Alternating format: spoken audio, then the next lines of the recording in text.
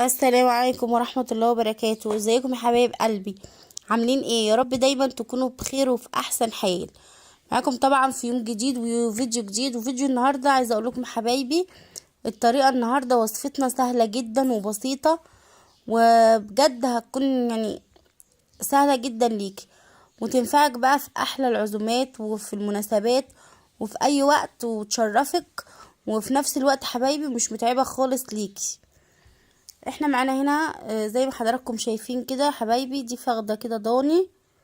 هقول لحضراتكم خطوة بخطوة هنعملها ازاي وبطريقة سهلة جدا، والطعم معانا هيكون جميل قوي بإذن الله، هيعجبكم.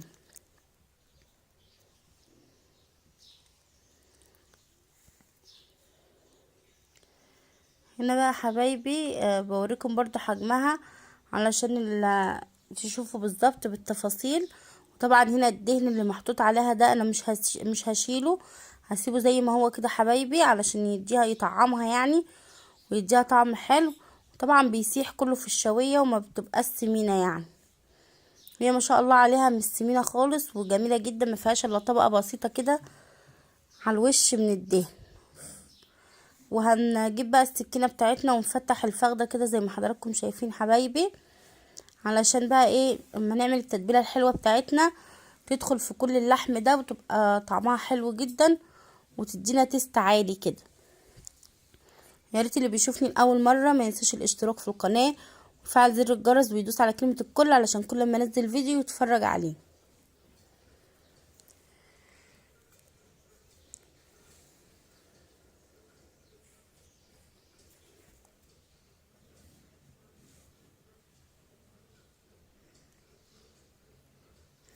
طبعا يا حبايبي احنا حاطين بقى كيس كده على الرخامه، وحاطين عليه الفخده بتاعتنا علشان الرخامه بتاعتنا ما تتبهدلش مننا، ونتبلها براحتنا ونقطع فيها براحتنا بقى.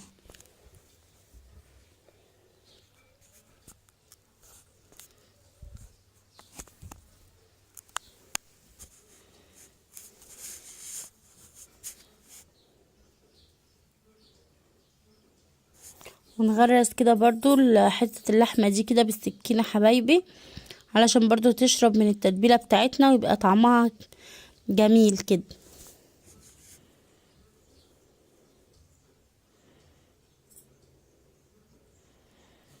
والسكرينه بقى اللي انا مركباها الموبايل ده مش عجباني خالص ومغمقه الاضاءه كده حبايب قلبي، وبجد مش مديالكم اللون الطبيعي بتاع الحاجه وجمالها، بس انا هغيرها باذن الله.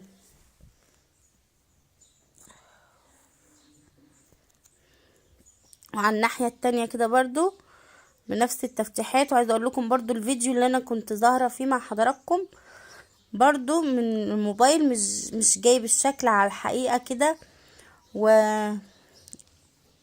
مش عايزه اقول لكم اني احلى من كده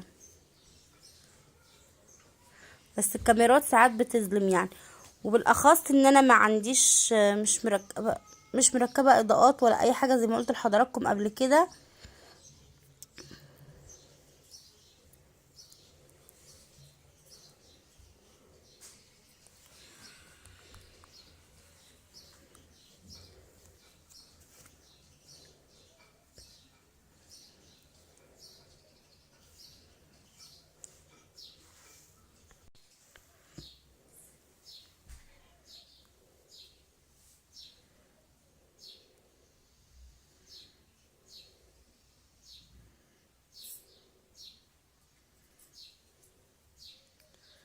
هنجيب بقى حبايب قلب الخلاط بتاعنا عشان نعمل تتبيلتنا الحلوه.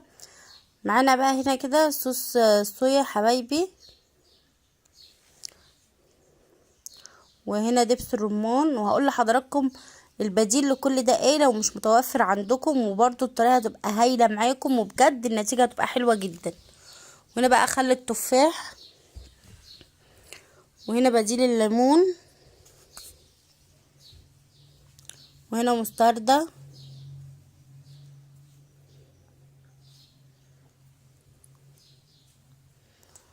وهنا بصلتين كده حبايب قلبي مش اكتر ومخرطاهم كده، قرن واحد من الفلفل.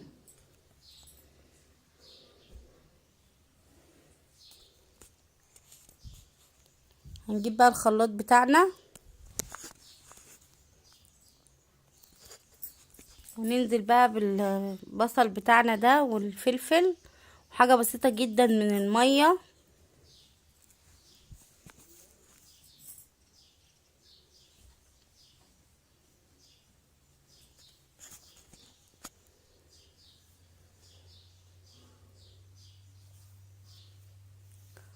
ونحط شوية حلوين كده من ورق اللورة. على طول كلنا كده بنتلخبط في اسمه.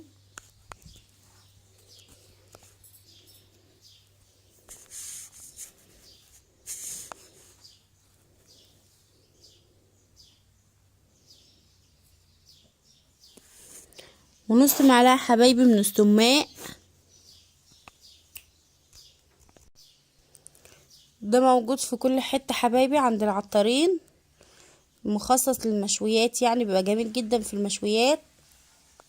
وطبعا نص معلقة من الفلفل الاسمر. وطبعا زي ما بقول لحضراتكم دايما، انا مش بحب اكتر قوي في التوابل علشان بحب الطعم الاصلي بتاع الحاجة، مش بحب احط توابل كتير كده تغير طعم الحاجة معايا، لا، بحط انها تدي نكهة بسيطة كده ويكون الطعم الاصلي برضو موجود. نص معلقة من القرفة،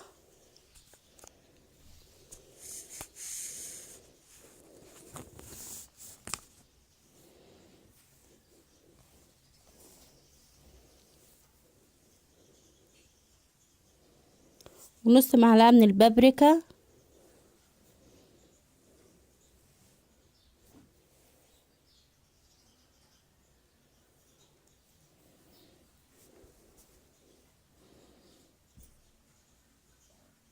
ومعلقة كده حلوة من الملح. طبعا الملح ده حسب رغبة حضراتكم، يا ريت ما نكترش برضه عشان ما تبقاش حادقة معانا ومش حلو.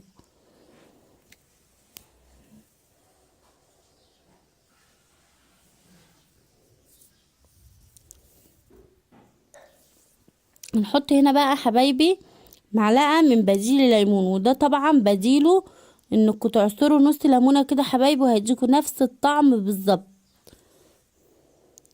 وهنا برضو ده خل التفاح معلقة، وبرضو يا حبايبي بديله الخل العادي بتاعنا اللي بنستعمله، وزي ما بقول لحضراتكم والله هيديكوا نفس الطعم بالظبط، ما تقلقوش، اللي متوفر وموجود عند حضراتكم تقدروا تعملوا بيه، وبجد هيطلع معاكم حلو جدا. برضو هنا الصويا صوص، ونقدر نستبدلها بمعلقة عسل اسمر.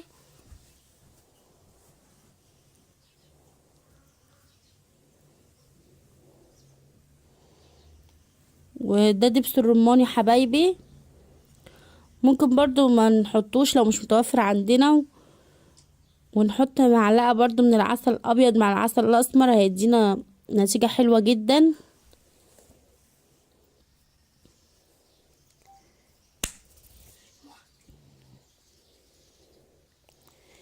ودي معلقة مستردة كده حلوة.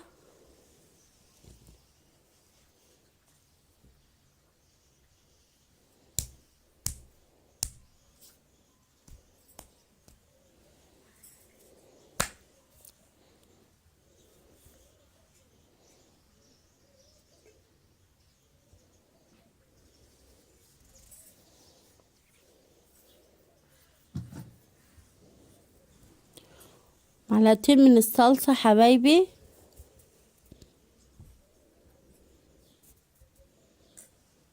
وشوية حلوين كده من الزيت، حوالي نص كوباية.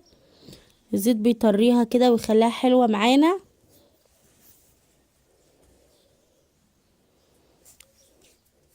ونضرب بقى كل مكوناتنا دي ضربة حلوة جدا في الخلاط كده، وده بيكون شكلها زي ما حضراتكم شايفين.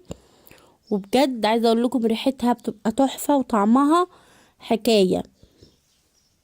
جربوا الطريقة بإذن الله مش هتندموا، هتعجبكم جدا. وطبعا لو حابين حبايب قلبي تحطوا نفس الخلطة دي، يعني لو عندكم كيلو واحد من الفخدة الضاني او 2 كيلو زي ما حضراتكم تحبوا، مش لازم الفخدة على بعضها، تقدروا تتبلوها بنفس التتبيلة دي وتسووها بنفس الطريقة. وحضراتكم زي ما بقول لكم دايما هتشوفوا النتيجة بنفسكم. ونبتدي بقى ندلك الفخدة بتاعتنا دي بقى، نعمل لها مساج كده تدليك حلو قوي، ونتأكد ان احنا دخلنا التتبيلة الحلوة دي في كل اللحمة بتاعتنا. وماشيه معاكم يا حبايبي خطوه بخطوه، ومعلش لو بطول على حضراتكم، ومعلش يا حبايب قلبي زي ما قلت لحضراتكم لو بطول على حضراتكم، علشان ايه حضراتكم تشوفوا يعني النتيجه خطوه بخطوه حبايبي. يا رب الفيديو كده يكون خفيف على قلوبكم، وتكونوا تستفيدوا منه بحاجه مفيده كده، وما كنش طولت عليكم.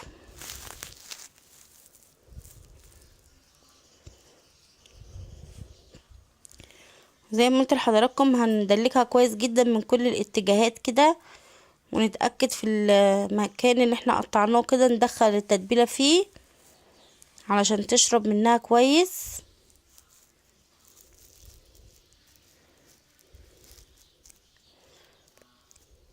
عايزه اقول لكم بقى تاكلوا بقى فخده ضاني ولا افخم من محلات.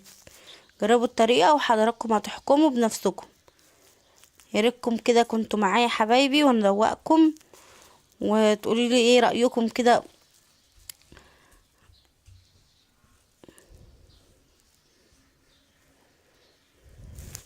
هنا حبايب قلبي انا جبت الصاج بقى بتاع البوتاجاز كده وحطيته على البوتاجاز، بس الاضاءه هنا مش باينه قوي لان انا مركبه لون الورق الالومنيوم اللي في الازاز كده لونه احمر، فمديني اضاءه كده فظيعه زي ما حضراتكم شايفين. بس انا هحاول اشيله واحطه على الوش التاني. ولفيت الصاجه دي حطيت عليها ورق فويل كده زي ما حضراتكم شايفين، وحاطين الفخده بتاعتنا وهنلفها كويس جدا بالفويل كده، وهندخلها بقى الفرن تستوي في الرف اللي فوق الصاجة على طول يا حبايبي. يعني الصاجة نحط الشبكة كده وفوقها الصاج ده في الرف اللي فوق الصاجة على طول، ونعلي عليها الاول كده اول ربع ساعة، وبعدين نهدي بقى ونسيبها تستوي براحتها تماما. وطبعا التسوية دي حسب الفخدة بتاعتكم، يعني هي قد ايه حجمها قد ايه، او الجدي او الخروف صغير ولا كبير ولا ايه بالظبط. انا طبعا سبتها ساعتين كده ما فتحتهاش خالص غير بعد ساعتين، ولقيتها مستويه حلوه جدا وبجد كانت جميله، وحضراتكم هتشوفوها بنفسكم. هنا بقى حبايبي هنبتدي نعمل شويه رز بسمتي كده جنب الفخده بتاعتنا الحلوه دي، وهنشوف بقى وهتشوفوا بنفسكم الطعم عامل ازاي. لا مش الطعم، الشكل. الطعم ده بقى انا نفسي ادوقه لكم. وهنا حبايبي يعني حطينا ورق راولة وقرفة وحبهان،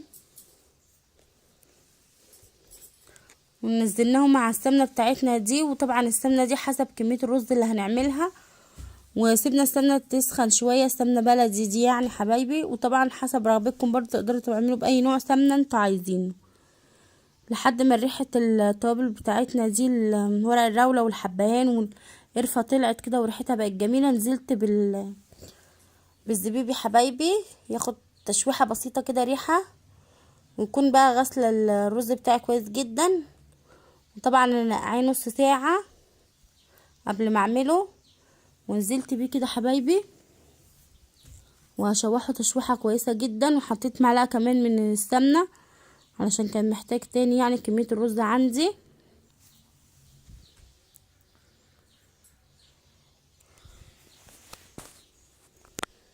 وهشوحه بقى تشويحة كويسة جدا كده حبايبي.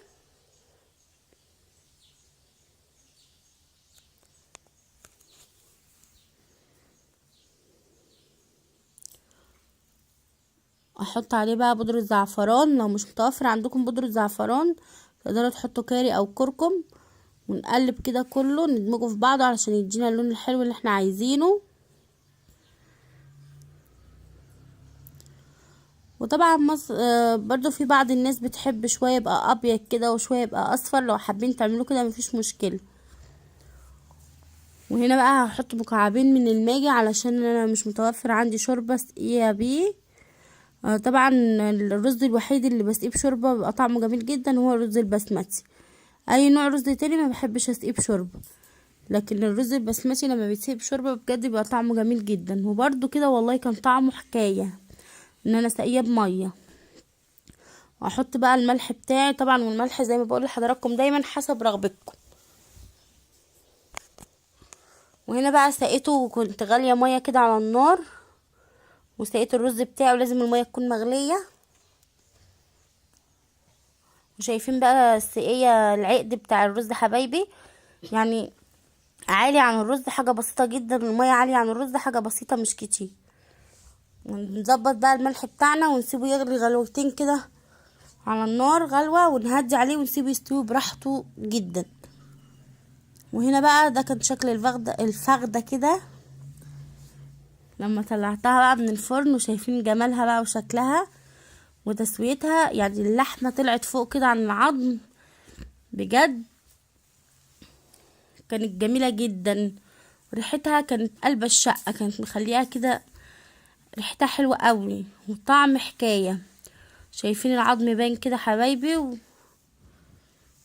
وكان يعني عايزة اوريها لكم كده، بس انا ماسكة التليفون مش عارفة اتحكم، مش عارفة اقطع لكم كويس واوريكم قد ايه هي دايبة مستوية كويس جدا.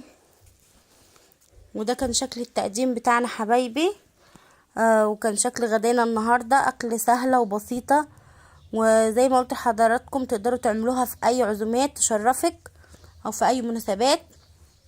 ويا رب تكونوا استفدتم من الفيديو حبايبي، واشوفكم على خير في يوم جديد وفيديو جديد. وما تنسونيش في لايكاتكم الحلوة كومنتاتكم وتقولي رأيكم ايه. يا ريت اللي بيشوفني لأول مرة ما ينساش الاشتراك في القناة شادية دي. واسيبكم بقى تستمتعوا بالجمال ده براحتكم، واشوفكم على خير.